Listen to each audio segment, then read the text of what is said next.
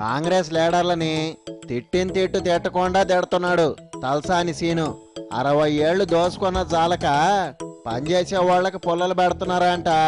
ఉతికారేయడానికి వచ్చాడు. వాళ్ళ మీద ఎందుకు పడ్డాడో కనుక్కుందాం.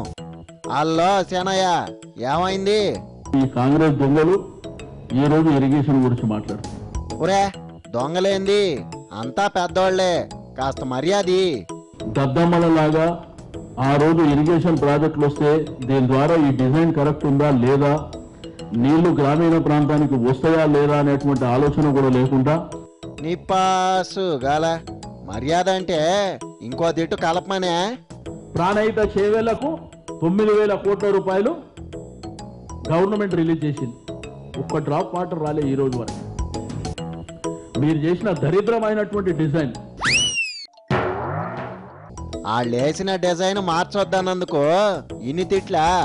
ఎక్కడనన్నా మీరు చేసిన డిజైన్ ద్వారా, మీరు చేసిన ఇరిగేషన్ ద్వారా ఎక్కడనన్నా ఒక ఎకరా నీళ్ళు వచ్చినా మీకు ధైర్యం ఉంటే వచ్చి చూపించండి.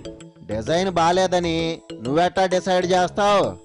ఆ డిజైన్ నేను చూసిన, ఆ రోజు ముఖ్యమంత్రి గారు చూపించారు. డిజైన్ మారిస్తే కొత్తగా ఏదో కడుతున్నారని మళ్ళా అదో గోల. ఈ ప్రాజెక్ట్ వస్తే నష్టం జరుగుతుందని కూడా అడిగింది ఆ రోజు. ఎట్టా నష్టం జరుగుద్దో చెప్పకుండా డిజైన్ బాలేదంటే ఏమనుకోవాలా? ఈ దొంగలకు మీకు వచ్చే అలవాటు వేరేలో కూడా రమ్మంటే ఎడికని వస్తుంది. నిప్పాసు గాల మాటకి ముందు వెనక దొంగలు దొంగలు అనబాక. అడ్వాన్స్ పేమెంట్లు ఇస్తే ఆ డబ్బులో కక్కుర్తిని పడి ఆ కమిషన్లు తీసుకున్నటువంటి ఈ కాంగ్రెస్ దొంగలు, ఒరే మళ్ళా డిజైన్ మారేస్తామంటే వాళ్ళైతే ఒప్పుకోరు, మీ ఇష్టం. ప్రతిరోజు విచ్చలవిడిగా మీరు మాట్లాడే విధానం ఏంది? మాట్లాడితే మీరు ఎట్లా కడతారో చూస్తాం. ధర్నాలు చేయిస్తున్నారు, ప్రాజెక్టు కాడికి వచ్చి కూర్చుంటారు. బిడ్డ, ప్రభుత్వం ముందు లోపటేసి కడతాం మిమ్మల్ని. వడ్డమ్మ బడవ, తప్పన్నోళ్ళనల్లా లోపలేస్తారా? మేము చేసే కార్యక్రమం మీకు నచ్చకపోతే మాకు అవసరం లేదు. ఇది ప్రజాస్వామ్యం సీను, అందరినీ కలుపుకొని పోవాలా. ప్రజలకు నచ్చిందా లేదా అనేది మాకు అవసరం. ఇక్కడ మీరు అడ్డుపడితే లోపటేస్తాం. నువ్వు లోపలేస్తా కుమ్మేస్తా అంటే భయపడతారనుకున్నావా? చీప్ పబ్లిసిటీ కోసం ఇష్టం ఉన్నట్టు మాట్లాడుతూ వాళ్ళొకటంటే మీరు రెండనండి, అంతేగాని లోపలేసేదేంది?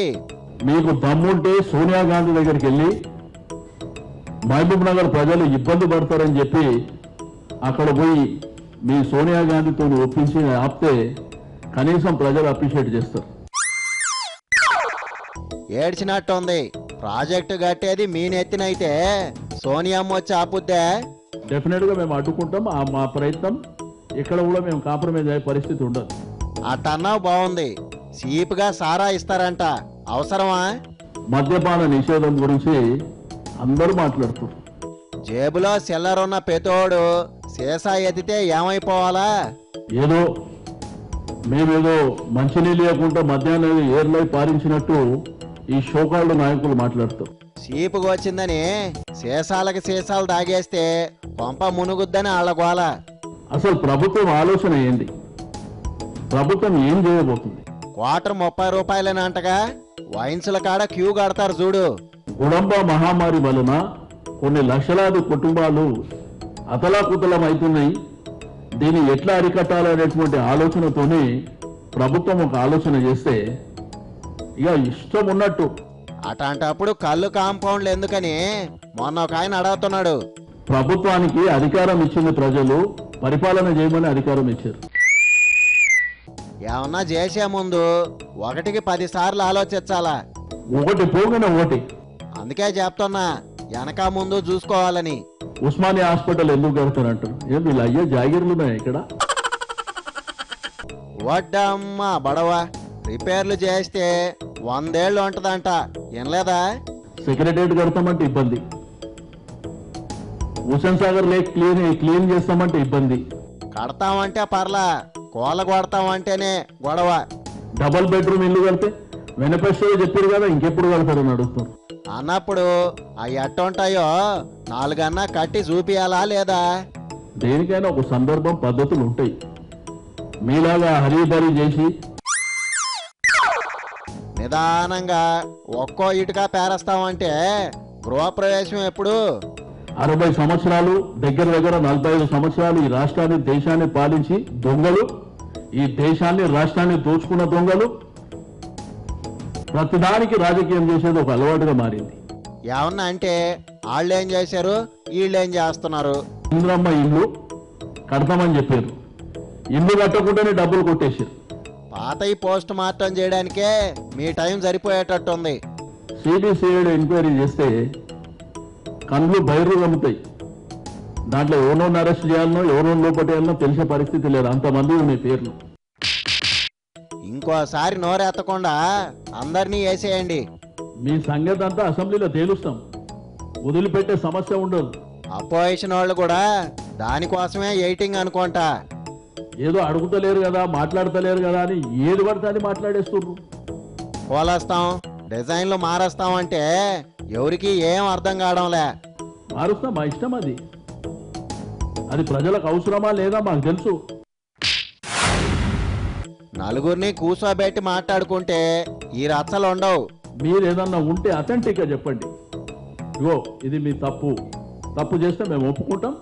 కొత్త కొత్త స్కీములు పెడతా పోతే డబ్బులు యాడ్ నుంచి వస్తాయి. మనసు ఉంటే మార్గం ఉంటుంది బిడ్డ. చేయాలన్నటువంటి సంకల్పం ఉంటే ఏదైనా సాధ్యమవుతుంది. మనసులు గలిస్తే గాని మీరేమనుకుంటున్నారో వాళ్ళకి అర్థం కాదు. పూటకొక మాట మాట్లాడుతాం, రోజుకొక మాట, ఇష్టం ఉన్నట్టు ఎవరు పడితే అదో మాట్లాడేటువంటి పరిస్థితులు ఉన్నారు. ఎందుకు మాట్లాడుతున్నారో మీరు కూడా ఆలోచించాలా. అంటే అది లీడర్షిప్ కాంపిటీషన్ నాకైతే అర్థమైతలేదు. ఒరే, వాళ్ళకి పోటీ ఉంటే మిమ్మల్ని ఎందుకు లాగుతారు? వీడు ముందుకు పోతాడా నేను ముందుకు పోతాడా అనే కాంపిటీషన్. మీరు చూసుకోండి, మా జోలికి రావద్దని చెప్పాల్సింది. అది ఎట్లయిపోయిందంటే ఇక చౌటన్ ముంగట శంకు తినట్టు అయిపోయింది మన పని. మెడికల్ క్యాంపు పెట్టించి సెవ్ డాక్టర్తో టెస్టులు చేయిస్తే ఎట్టుంటదంటావు? ఎన్ని శక్తులు అడ్డు వచ్చినా, ఇటువంటి చౌకాబారు రాజకీయాలు ఎన్ని చేసినా, ప్రభుత్వం ఏదైతే చేయాలనుకుందో, ప్రజలకు ఏదైతే అవసరం ఉందో డెఫినెట్గా మేము చేసి చూపిస్తాం. ఎవరేమన్నా ఈ చెవితో ఇని ఆ చెవితో వదిలేసావనుకో ఏ టెన్షన్ ఉండదు. ఓకే.